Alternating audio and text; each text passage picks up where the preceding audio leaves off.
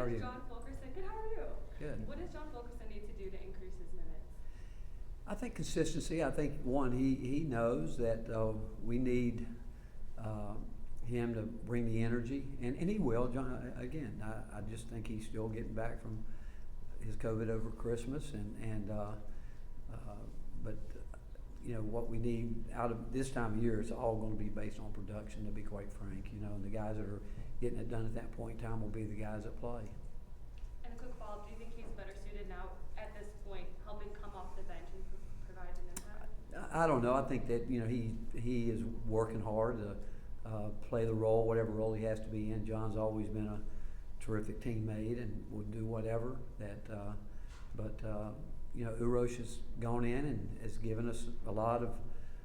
He's brought a lot of energy to it, and we're hoping that John will continue to do it. I thought John the other night did a good job. He did. He came in and what he did, but like I said, we're gonna play the guys that are getting it done at that point in time. Ryan, Mike, then Rick in the back. What has surprised or impressed you the most about Sakai since he's gotten on campus? Probably his toughness. You know, he's resilient. He has a short memory.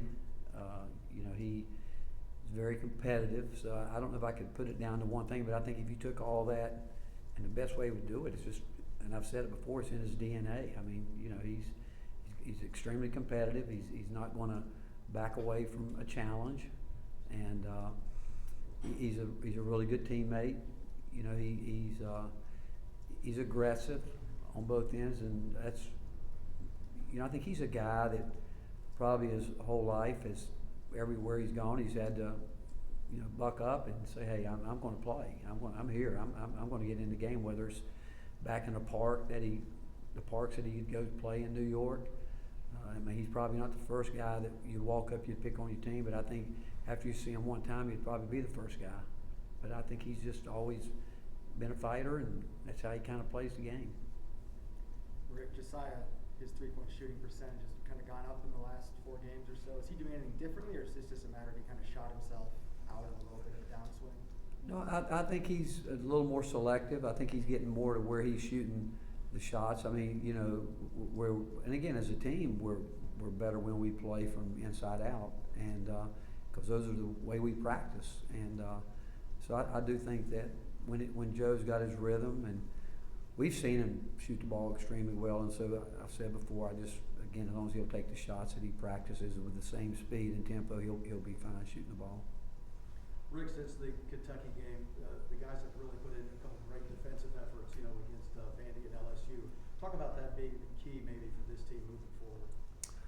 Well, you know, for the most part, we've been a pretty sound defensive team. I mean, we've had some breakdowns. We actually played a terrific game the other night. In the last couple of minutes, we gave up 3 straight layups where you know, it was a miscommunication on 2 of them in terms of how we guarded a dribble handoff, and we shouldn't.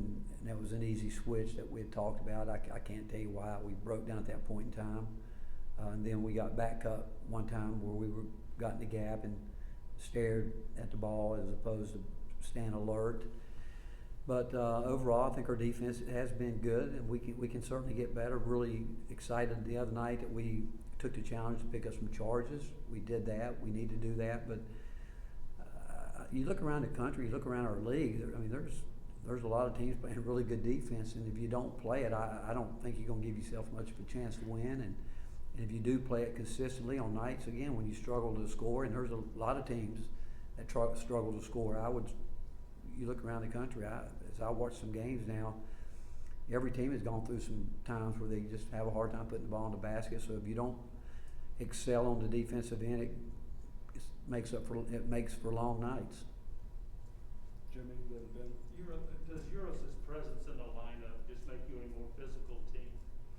He definitely brings a high level of physicality to our team. He does, and I think he helps guys. Just, you know, people would not expect this, but when you really watch Santi on tape, Santi's a very physical player. I mean, you don't realize it, and people probably don't realize it as much unless they watch him, how hard he works to get through screens. And you know, dribble handoffs. I mean, he really works hard to get through them, but Urosh brings that to us.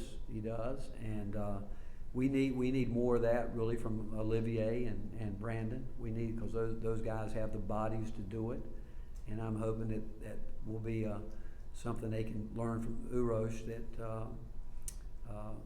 that they can add, and if they do, it's gonna help us. Justin started to make some shots and seems to be getting into a rhythm.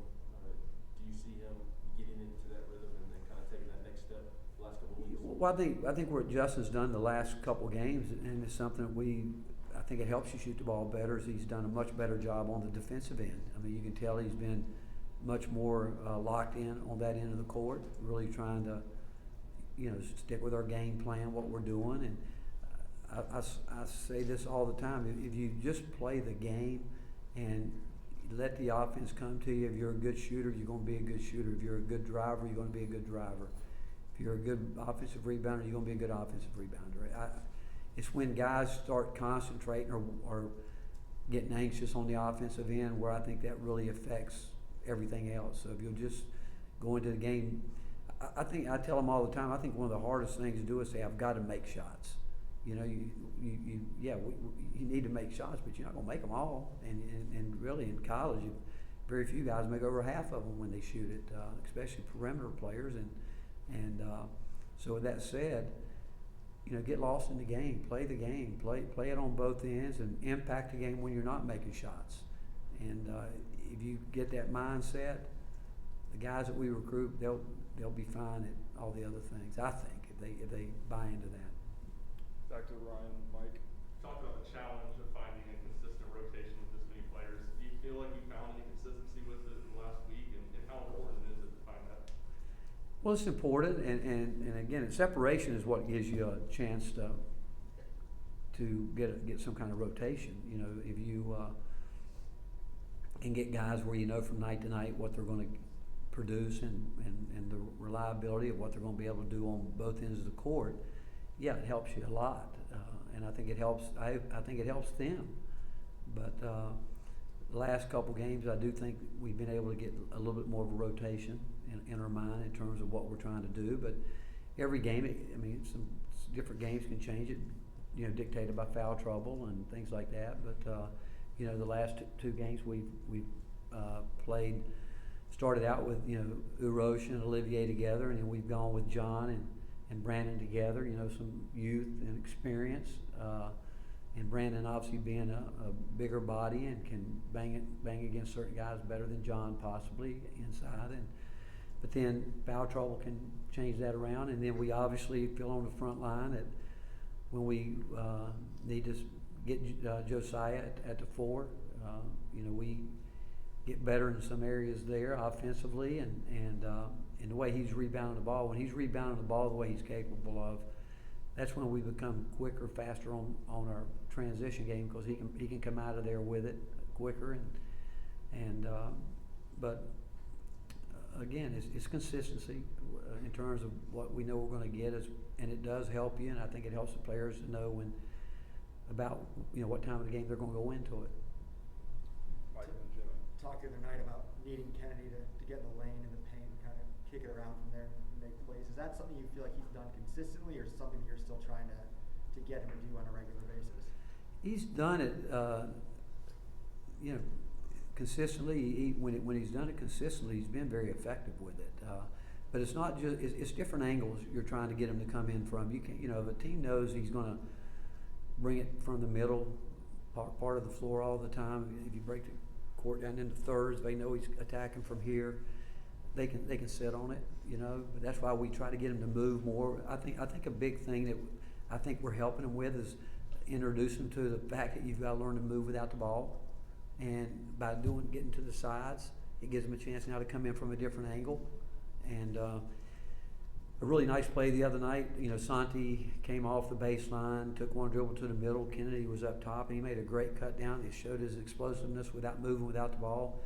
The more he grasps moving without the ball and getting himself on different areas of the court, the more effective he's going to become without the ball. And because he is so fast,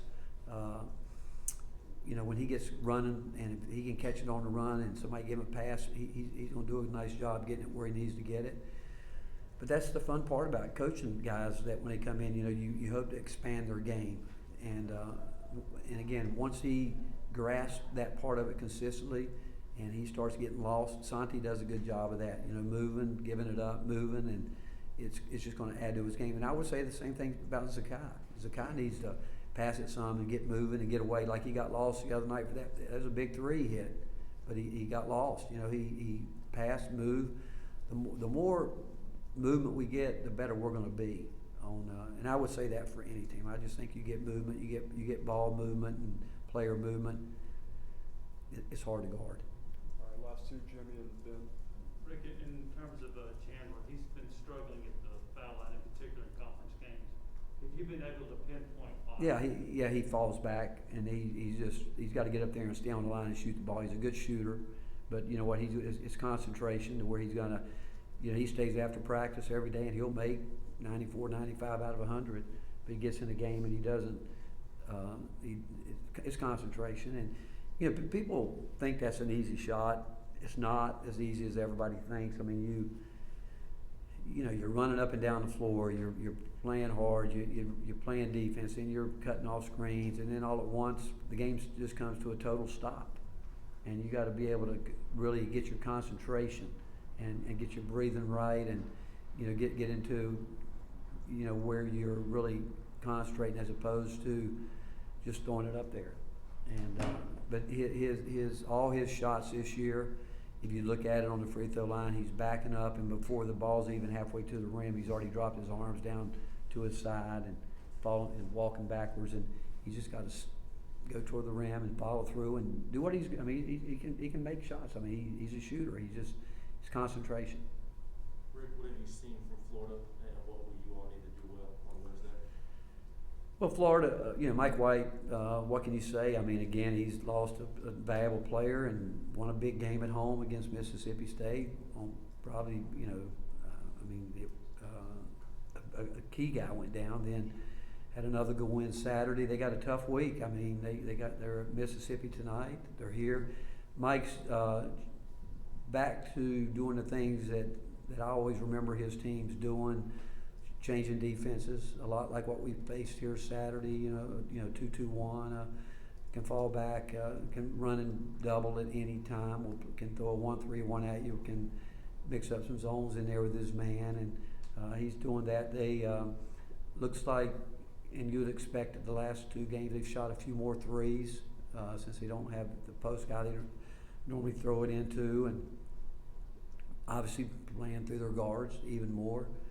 But Mike, he does a great job. I mean, he's taken what he's got and he's just adjusted to it. Hasn't complained about any of it. He said, "Hey, this is what we got to do. This is how we got to play." And I do think his team have great confidence in him because they have followed his lead to the hilt, and they can put numbers on you if you don't guard them, and they can turn you over if you don't take care of the basketball. All right, thank you. All right, thank you guys. Thank you.